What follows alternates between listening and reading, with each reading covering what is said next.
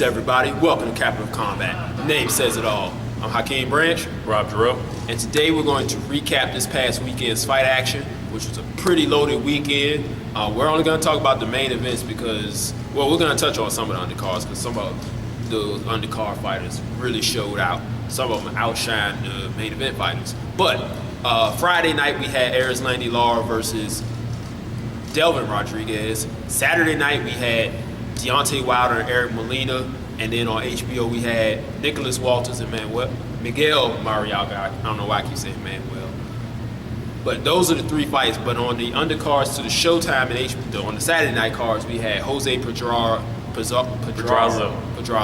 I'm messing up all these names, against Andre Klimov. And then we had Felix Verdejo and Ivan Nahara. Yes, Ivan Nahara. Both of those guys showed excellent boxing skill. They punched on angles, they had movement, they had punching power, and they put on very good, impressive performances. I think they're both in separate weight classes though. One's Pedraza's at 135, and Verdejo is at 130.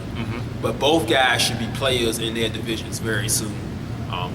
We're both excited to see their next fights, and hopefully they are televised so we can all watch them. So let's go into the main event fighters. We'll backtrack to Friday where we had Lara-Rodriguez and Lara-Rodriguez. Now, in our preview videos, we did mention that Rodriguez was up against him. He was going to have to fight a perfect fight. We didn't think he'd be able to. We thought Lara would cruise to a very easy decision. That's what happened. The problem that everyone has with this is we know that Lara is a great boxer. We know he can make you miss. We know he's accurate. We know he can land the left hand. What we were looking for, and what we said in the preview video, was he had to make a statement. He had to go out there and really put the emphasis on stopping Rodriguez, which he never showed any interest in doing at any point in the fight. Even the commentators were mentioning it. Antonio Tarver mentioned it several times, like he needs to go for the knockout to impress fans, because a lot of the fans still have the bad taste of the Canelo fight in their mouths. And it seemed as though he was in firm control of the fight, and he could have gone for the knockout because he was still slipping punches well. He was making Rodriguez pay, but it was always one shot at a time. He never threw any combinations. He never pressed for the knockout. He didn't really work the body a lot. And he had a man that was there for the taking, and he didn't want to take it. You want to add anything? Yeah, Rodriguez, as decent as a fighter as he is, he just wasn't on the level of Lara, and Lara, skill-wise, made that apparent. Yeah. But there are those things that you need to do as a fighter or a professional fighter, especially one where he's trying to get the fight or break that glass wall into the upper echelons of elite fighter. He has elite skill. We're not taking anything away from his ability. Yeah, that guy whatsoever. He is the truth when it comes to boxing skill. But to get to that point where elite fighters, where you're not just showing off skill, but you're making guys pay, you're making a statement, and the financial rewards that comes with it, you have to make people want to see you. Exactly. And granted, yes, he outclassed them, but did we really expect any different? Right. That's the whole point. We knew from the jump that the skill difference was vast. We knew from the jump how that fight was going to play out. Now, remember, the purpose of professional boxing is to be paid for your talent. And in order to be paid for your talent, to be paid that top dollar, people have to want to pay to see you. That is where the mistake was made on Lara's end. On the technical end, there was not much to be worked on. He had great spacing. He had good footwork. He had good timing. He was excellent with his counters. He reached a couple times, but I mean, that happens in a fight, you know. He was defensively sound the whole time. So we were really expecting a stoppage or a push for a stoppage at least. Which we thought we were going to get because he did knock him down in the sixth. And I believe it could have been a knockdown, but I think they ruled it a trip later in the fight. I think it might have been like later on in the fight. But yeah, and then his corner didn't do him any favors by telling him, yeah, just keep doing what you're doing. Oh, he doesn't have to knock him out. If he wants to get in there with Canelo again or with Cotto or Triple G, he is going to have to knock people out. But they're also bigger threats. Right. So those bigger threats will probably bypass him because of his skill and because people aren't really checking for him to be fighting because they know what they're going to get. So hopefully one day he does get that last part of the puzzle because like we said, that skill is up there. He's probably the best skilled person in that division. He just doesn't have that extra gear to make him the man in the division, which is why we feel Canelo is the man in the division because he wants to take that extra step. So that was Friday night. Saturday night we had heavyweight action and we had featherweight action. Heavyweight, Deontay Wilder making his first defense of his WBC heavyweight title he won from Berman Stavern in his home state of Alabama. Packed arena, capable opponent. I think he was knocked out by Chris Arreola. Right. Now, let's preface it with this. You're heavyweight, those guys punch hard. These guys are 200 plus pounds, trained pugilists. If you get hit on the chin by these guys, you can go down. So for people to be resilient to those punches, they deserve props in themselves. That's right. And, you know, it's normal for them to be hurt. Anybody can be knocked out at any given time. That's the excitement of the heavyweight division. Now, with this fight, we were expecting another pretty much blowout from Wilder, but we have to remember that Wilder and Arreola are two different types of fighters. Arreola is a swarmer. He's going to come at you nonstop, throwing punches. Deontay Wilder is more of a boxer puncher. He's going to set his punches up, throw his jab. So he wasn't going to get Molina out as fast as, say, Chris Arreola. So with that being said, there were a lot of things that Wilder still needs to work on. But we have to remember, he didn't start boxing until like 2005, 2006. Right. So he's only about 10 years in the game. At 10 years in the game, most people are usually, they started maybe between 8 to 12 years old. So at 10 years in the game, they're either just starting to go pro or they've been pro for maybe 2 or 3 years. So he's still learning on the job. That's right. And for him to have a title 10 years on the job, that shows you how long it takes to master the art of boxing. We have to give him props for that. But his footwork and his stance still needs to be corrected. There were times where either his feet were too close together or they were too far apart, making it difficult for him to land his punches. That's one thing. He has a great corner. They're probably going to work on that. Like I said, you're going to get hit. So Molina hitting him was not a big deal. He did get hurt in, I think it was round 3. He got caught with a couple of good punches. He weathered that storm. A lot of people still have questions about his chin. He's answering those questions as he goes along.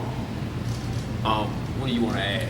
Well, yeah, he's answering those questions about his chin, and the more that he sees that his chin can stand up to that, the power in the heavyweight division to any kind of damage, and the fact that he's learning probably how to take a punch better as far as turning his head, tucking his chin, says a lot.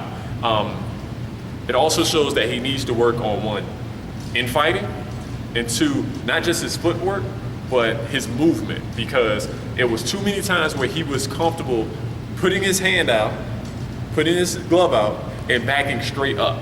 And that is such, even though he has an extremely long reach, unless you're pumping that jab, unless you're pumping that fist, then it's not going to really discourage anyone from trying to get on the inside, especially if you're going straight back, because all that's going to do is, it's a finite amount of room in the ring. So once you get backed up, you're going to hit that rope, and again, you're getting caught on the ropes. You get either be squared up, you lack space because he is 6'6", 6'7", with like an 84-inch reach. So he's lacked space. Now, I did see him stick both fists up and come forward and try to throw that uppercut. But he also, with his chin being up, coming straight back, Molina wanted that uppercut almost anytime he was inside of Wilder's reach. He just couldn't get it. So that credit to Wilder for being able to move his head enough to get out of the way. Next up for him is his mandatory Alexander Povetkin. Now, he's really going to have to work on those skills because Povetkin is a beast. He has all of that skill and he has that time in the ring that Wilder does not have. So he's going to have the experience factor. He's been in there with the best in the division, Vladimir Klitschko. So he's already dealt with someone with heightened power already. He's what we consider now to be a small heavyweight because of how big these guys are these days. So he's got his work cut out for him if he's expected to get past Povetkin. I'm excited to see if he can. Honestly, at this moment, I don't think he would, but it's going to be exciting to see if he can. Let's move on to HBO's main event where we had Nicholas Walters against Miguel Marriaga in a amateur rematch. Like we said in the preview video, amateur fighting and professional fighting are totally different things. And both guys wanted to make a statement that either A, I'm still better than Nicholas Walters, or B, like I said previously, the amateurs and pros are different, and now I'm the man. And that's the statement that Walters was trying to make to Marriaga. Now, in between our last video and, of course, the fight, Hakeem had this idea, and I went ahead because I kind of just had the time and just a little bit of space to do it. We put out what was called a quick counter, which is a new segment that we're bringing to you all of anything that might affect a fight or fights or anything, but we just haven't been able to cover it in the video. It was just something like that, or such as this past weigh-in. Walters came in, who was already a big featherweight, came Very in big. a pound, 1.4 pounds over the 126-pound weight limit. Tried to get down, could only take that 0.4 of a pound off, so he was already big. But they went ahead with the fight because one, HBO main event, so there's money. Two, even though Walters lost his belt on the scales, It was still open for Marriaga. it was still open for Marriaga, and Marriaga's not going to turn down that fight. Right. And also, Walters wants to, again, show the world that he wants to be the man at 126, and of course, if he decides to move up, 130. Yeah, put those guys on notice. Now, he did come into the ring at welterweight, because he was 145 pounds. Yeah, that was a huge jump in weight. It was almost 20 pounds. He was about 10 pounds heavier than Marriaga. Okay. And it showed. We already said that Walters is a big featherweight, and it looked like two different weight classes for fighters in the ring. Now, as far as the action in the ring, both guys came to win. Marriaga was he had a laser-guided right hand. He could not miss with it, whether he looped it or threw it straight. That's something Walters is going to have to work on. Both guys threw with ill intentions. They were both throwing heavy shots to the head and body. So both guys' chins held up very well. There was only one knockdown, and that was late in the fight. Walters knocked him down. He caught Marriaga off balance with a right hand, and he went down. He wasn't necessarily in any trouble, but that's still extra points. The thing I was impressed with was both guys late in the fight throwing heavy punches. It was like the 11th round, and you can still hear the body shots of Walters like it was the first round. I was highly impressed with that. Oh, yeah. Marriaga never stopped trying to win. Very impressed with that. I'm certain that he's going to get another shot on TV, because I think if he fought somebody that was a little bit smaller, Or at this point, an actual featherweight. he would have hurt that guy. And he actually probably would have hurt him within the first half of the fight. He would have hurt him at any time because those punches, he was still landing hard shots as well late in the fight. His power does carry late. Walter's power carried late as well. And so we're going to see what happens with him as far as the weight, whether he decides to move up, or was it because of the long layoff, he just didn't, he got a little bit heavier than he anticipated and wasn't able to get it off in time. We'll see what happens with that. But I will, let's say this, 126 is and he's got a lot of options there. Marriaga was, in a lot of boards, was not in the top 10 rankings of 126. He may not be now, but he put all those guys on notice. Yeah, he's coming for somebody's spot, and he's probably gonna get it. So I'm excited to see him again. I want to see Walters again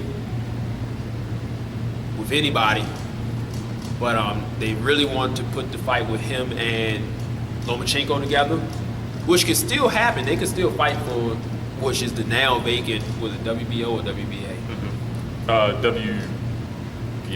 WBA title. So they can still fight for that vacant title. He has a chance to win it back. I think Ray Beltran had that same incident happen with him. Yep. Down at up at 135. So they can still make that fight. It's a very interesting fight. So we'll cover that if it comes to fruition. That's all we got for this episode, guys. Thanks for watching. Hope you like it. Make sure you click the like button. Share it with your friends. If you got anything you want to add, you can comment down below. You can check us out on Facebook, Capital of Combat, Google Plus, same name. You can hit us up on our email, capitalofcombat@gmail.com. Any questions, hit us up on any of those platforms and put you in the combat mailbag. And we look forward to seeing you guys in the next episode. Peace. This is round one, and you've already lost. They don't seem to see that everything we've done is coming and gone. My fists are on fire, I perform till I perspire. My demons are in a rage, keep thinking that it's a game. I kick crime, hurricane, I told them I don't play, I'm liquid. Black Street Fighter.